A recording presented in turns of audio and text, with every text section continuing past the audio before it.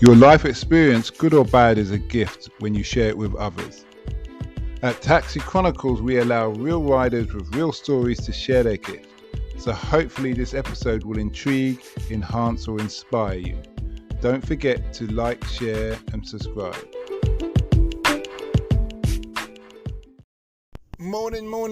Yes, we're back with another episode, another rider. Today we have an entrepreneur from up north, a very friendly guy, and he started his equivalent to his Uber Eats, but I will let him divulge more about it. So nice to have you here today, Jake. It's nice to be here. Thanks for having me on. So we started a company up north called Darlo Eats. It's basically the equivalent of, let's just say, Just Eat. Basically, the town's called Darlington, so the slang term for it is Darlo, and basically we decided to have some fun with it, and what it consists of, it's exactly the way Just Eat works. You've got an app, you've got a website, and obviously we knew a few people that had some restaurants already, some takeouts, and they were always complaining about how much Just Eat would charge them in fees, so maybe like £1,000 a week or something like that. Really? Yeah, £1,000 a week, yeah. Just in fees alone to Just Eat. So we came up with the idea of getting in contact with a company that develops apps and stuff for food delivery services, and we asked them how much it would cost, and we sat down with them, told them what we wanted, and basically we just, on average, they charge between 14 to 22% Just Eat commission fees alone. 14 to 22% of whatever they earn through Just Eat, that's how much they take. So we decided that we'll do a flat rate and never change it, and only charge them 7.5% fee. So 50% on average less than Just Eat, if not more. So if Just Eat were charging them £1,000, we'd only charge them £500. Yeah. So imagine that, £500 an extra a week in your back pocket. Do you know what I mean? £2,000 a month they're saving and everything like that. It's a done deal, really. Oh, it's a done deal, yeah. It's a no-brainer. So we got that bit set up finally, and then the next hard bit was going to all the restaurants, trying to convince them to put our little machines in there, trying to convince them that if whatever orders they did for that first week, we would actually pay them. Because a lot of people thought we would just take the money and run. Do you know what I mean? Like, even though you're local, though. Yeah, because like, well, just think of it. It's just two guys rocking up in the shop and going. Well, you're from that area. Yeah, from that area. Yeah, but like they don't. Like, there's 130 takeouts. Like they don't know us or anything like that. Is it a small? What's the population of that? It's about 120,000. So it's not massive compared to London. Don't forget, there's like 9 million people or whatever in London. Don't even make other councils. Yeah, exactly. So no, because I suppose I was thinking of more of a smaller scale where you're well known within the community. No, we weren't even known. Like, we weren't known at all when we first started. And as I said, so once we tried to convince them and everything like that, a lot of people shunned us. They were like, they don't want any part of it. And I think it came down to they were a bit wary of letting us, like, imagine they took orders for a week, say they'd made £4,000, £5,000 in sales through us. We get all that money first, then we have to pay them out. So we take their £5,000 in orders, and then obviously minus the 7.5%, and then we pay the restaurant the rest of the money. So I think it was more like a trust thing. So around about 10 to 20 restaurants signed up at first, and then once they realised how good it was going, in the restaurant game, they all know each other, especially in a small town like that. So once that 10, 20 restaurants told all their friends who own other takeouts that it's actually good, they paid on time, it was the low commission like they said, then by the end of the second month we had 75 restaurants signed up. It just grew that quickly and everything like that. And if you do 75 times 500... Yeah, exactly. Minus the... It saves them a lot of money. So it was putting money back in the community, really. So we started doing things like giving money to local communities, charities, and doing giveaways and stuff like that. Social issues. Yeah, just stuff like that. Yeah, we did, like, I think the first month we gave £500 away to like a homeless shelter, like brought a load of food from loads of restaurants for them and everything like that. Mm-hmm. You know, it's just nice to give back when you're a small community, do you know what I mean? Yeah. Compared to like Just Eat, who would never do that because they're so big they don't care, do you get me? Also, you get good recognition. Real good recognition. Oh yeah, in a small community like that compared to something like if you did it in London, no one bat an eye, but yeah, if you do it in a small place like that, it really does help. I'm not going to say it doesn't, because it does. Yeah, but that sounds really, really positive, because your advantage of being small scale, Yeah. Uber Eats and all the rest of it, disadvantages of being A massive, yeah. You don't get that personal touch. So in essence, you never really want to grow that big. No. Sort of have little Yeah. to secure the north. Yeah, of course. Yeah, secure the north, yeah. Up the north. Yeah. That kind of thing. Because that will, you lot are more community people. Yeah, we are, definitely. So that would work. Yeah. Because, and then every town someone goes to, they can have a Darlo meat. Yeah, or a Darlo eats, yeah, specifically for that town, designed for that town, do you know what I mean? So that being said, is that your objective? Is that the future? Yeah, I think we're just going to keep it local, like, and just dominate those areas, do you know what I mean? Like, we do know, like, I know another franchise, and they've done the same thing a bit further up north and everything like that. And for example, this small town, I can't remember what it's called. I think it's something Infernus, Barrow Infernus, I think it's called. They had 104 restaurants there, takeouts, and they did the similar thing. And now they've got their machines in 104 restaurants, and they've kicked Just Eat and Uber Eats out. They haven't even got it there anymore. So they've actually kicked Just Eat out the entire town. Has Just Eat's asked to buy them out? Oh yeah. I've heard that they have. Yeah. Because they've kept spreading them. They've sold it as a franchise, and I think they got offered like 10 million or something like that, if not more, like last year, just about out, and that was in the second year of them, going. So yeah, they're smashing it. But then if Just Eat's bought them out, they've ramped the prices back up. Yeah. If Just Eat bought them out, they'd probably put the prices up. Yeah, definitely. So it's one of those things you would say, we're a community, we've just had but we're sticking with you. Oh yeah, we're gonna stick with it. Yeah, there's no point in swapping. If you made that, they made that public, but a thing that Just Eats wants to buy us out. Yeah. And we're looking after you. We're gonna stay with you. Oh yeah. All right. Yeah. So, that kind of thing. Also, that's one way to build good loyalty, transparency. Oh, definitely. Yeah. It works both ways, doesn't it? Yeah, they definitely need to know. Who thought of the idea? Well, basically, it wasn't me. I won't take credit. It wasn't me that took for it. I'm not that type of person. But it was my partner, Callum. He approached a franchise similar up north that were doing it, and contacted them for all the information, and just bought the licensing fee off them, and then we went our way and picked the towns and everything that we were going to do it. So it was a similar plan from other people that had done the franchise, and we just bought the franchise license off them, and then just went from there and did it ourselves. Can you explain? I know what franchise is, but when you say you contacted them, they're very open with giving you information. Yeah.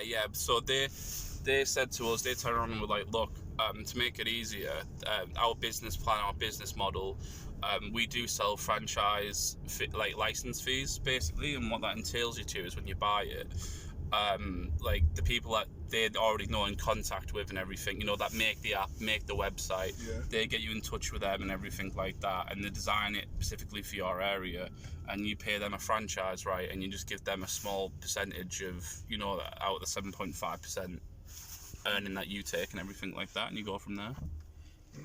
So straight away it's just easy. Yeah, it's easy. Covered, yeah, everything's covered. Yeah. That being said, what's the most difficult thing that you found?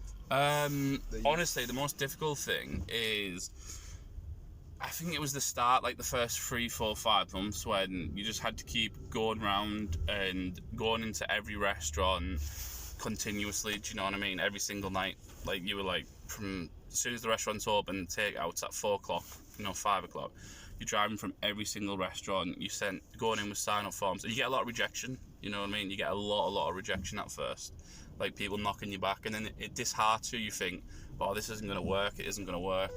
And then honestly, you just have to keep going into the same restaurants and showing them results from the other places and how it's getting bigger and bigger. And eventually they all sign up. I'd say rejection is the hardest thing. So communication is the key then? Oh yeah, definitely, yeah. And transparency as well.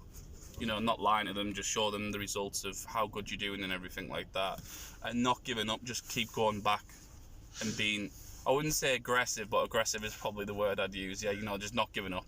it's a guerrilla warfare. Oh, yeah, definitely, yeah. From door to door that you had to take it from, yeah. Apart from Just Eat, did you find have any other competition? Well, it's a bit different from the south to the north. In the south, obviously, like in London, you've got hundreds of apps, haven't you? But up north, it's like back in the Stone Age quite a bit. Like, we've only really just started using Uber Eats, like, in the last 2 years. You know what I mean? So there isn't that many apps or anything like that. Deliveroo's there now. I'd honestly say the only other ones are Deliveroo and Uber Eats. Are the only, apart from Just Eat, are like the only ones, and they're nowhere near as big as Just Eat in the northeast or anything like that. Just Eat dominates in the north, basically.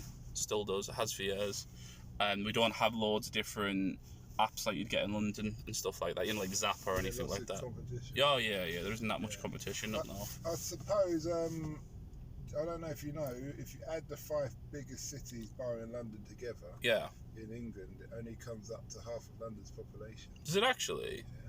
Well, that's mad, isn't it? No, exactly. So when people complain about why is London always getting money, or why is this, or why is that? Yeah. I can imagine, like, if you do it at the top of your head, there's a population of 9 million in London or something. Yeah, well, so they said it's 10 for some time, but I would say it's really 12 because the government said there's always 2 million people who aren't meant to be here. Really? Oh, really? Oh, right, okay. I'd say like then, so that's what, like 16% of the population of the UK just in one city, do you know what I mean? It's mad when you think about it. Yeah. Exactly. With a population like 65 million, 16% or something it is. So yeah, it's crazy, isn't it? That's why I like London though. I never thought I'd like it, but there's so many people. There's always something to do. Do you know what I mean? Yeah, it's so busy and everything like that. You, especially with apps and things nowadays, you can just Google stuff. Oh yeah. You can just Google that and look for something to do. That's what I really like about the place. Just always something to do. It's never boring. Do you get me? So what's your background then? Me, as I said, grew up in Middlesbrough. Pretty rough place. I think it's like the most poverty place in England 10 years in a row, something like that. Really? Yeah. The whole city's a shithole. So you've really made a way out then? I'd say I made a way out, yeah. Didn't go that far. Like, I moved around a bit. I lived in Edinburgh and stuff like that, and then I came back and now I live just outside Middlesbrough, 20 minutes just outside Middlesbrough, in a place called, obviously Darlo. Darlo eats. Did you go to uni? No, I didn't go to uni, no. That's good. I like that. Yeah, I dropped out of college. Because entrepreneur. Yeah, you got to do your own. You got to do your own thing, haven't you? Make it work. Yeah. What was you studying at college when you dropped out? Physics, law, computing, and advanced maths. All A levels. Yeah. That's a lot of A levels. Oh yeah. What's that? 4 A levels. 4 A levels, yeah. My daughter was doing 3. Yeah. We've had to get extra help. Oh yeah, it's well difficult, isn't it? Yeah. Even I thought it was. So what did you want to be? God, I don't think anyone knows what they want to be, do they? I think, honest to God, I really don't know what I wanted to be even in college. My daughter said she wants to be an orthodontist. So that's yeah, fair enough. Yeah. There's some big money in that, isn't there? Well, so I've been told every time I say to someone... Yeah, no, that's what I mean. Well, like you're going to have a penny or two. Yeah, I believe so, yeah. She'll look after her dad, won't she? Well, I said to her, about that. Yeah. And she said, I said, where's Mum going to stay if I'm allowed to stay in the house then? And she said, well, you took a sort of yourselves out. All I know, love it. The main bedroom's mine. I'll stay in the garage and be my man cave. Yeah. And stuff. So you commute to London all the time? Yeah, get the train down, yeah. Mm-hmm. What would be your advice to a young person who wants to start up a business? Well, first of all, I'd say, like, education isn't the thing that you need to 100% go into. Like, it is good for everyone, but you don't have to go down the same route and everything. Mm-hmm. And I'd say, if you're going to go into business for yourself, find something that you're passionate about and that you like actually doing, because there's no point doing a business if you don't like doing it. Do you know what I mean? Like, because you just won't have the passion to actually do it or anything like that. Mm-hmm. And before that you commit to anything financially, do all the work, do all the groundwork and everything like that. See if it's actually viable. A lot of people jump into businesses without checking the money behind it, like how much everything's actually going to cost. Like, then you have to take in consideration, like, is it viable? will you actually, are you just dreaming that you're going to earn this much money, or can it actually happen? Like, do the groundwork, do all the legwork basically without jumping in first, putting your hand in your pocket for money. Okay. That sounds real words of wisdom. Yeah. And stuff. So you was in college, and then after college, what happened? You just went straight into this? No, I didn't go straight into this. I got like tiptoed for a lot of years onto different like businesses, like different things and everything like that. I used to have loads of different ones. Like I used to have a sex shop and everything like that. Oh, that's it. That sounds like that sounds like a story. So what? What other businesses we had? You had a sex shop? It wasn't like, it was an online sex shop, so it was like basically used to buy like. I'll tell you what. Before we go into that, I think that's gonna have to be another episode. Alright. What I have to ask you, what's the impact you want to have on the world with your like delivery? Yeah. All right. Okay. So I'm not one of them people that, like, for example, like, I'm not out there like looking to change the world or anything like that. I'm out there looking to change my world. I'm looking at better myself and my family and everything like that. I'm not looking one of them people that's going to say, oh, I'm there to change the world. I'm not. I'm there to better my life and my family's and my friends. Yeah. Okay, that's good. Yeah. Well, where can people find you if they're in Darlo? Yeah. You can find us on the App Store. You can find us on darloeatsuk, and we've got some really good discounts if you're ever in Darlo. You want some cheap food delivered quickly? Are you social media? Yeah, we've got a Facebook page, Darlo Eats. We've got Instagram and stuff like that. Yeah, so you can find us on those too. It's mainly we use. Darlo. So the Darlo Eats on Facebook is DARLO and then Eats EATS. So that's Delta Alpha Romeo Lima Oscar Eats Echo Alpha Tango Sierra. Okay. Well, thanks a lot for that, and we wish you well. You too.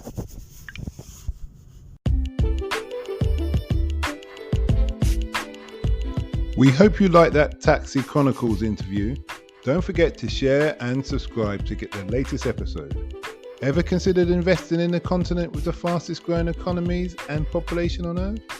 The same continent that holds 30% of the world's known natural resources. Listen to our sister podcast, Africa Investor Stories, where you hear real investors with real stories from around the world share their experience of investing in Africa. We post Monday and Thursday at 10 a.m. British Standard Time.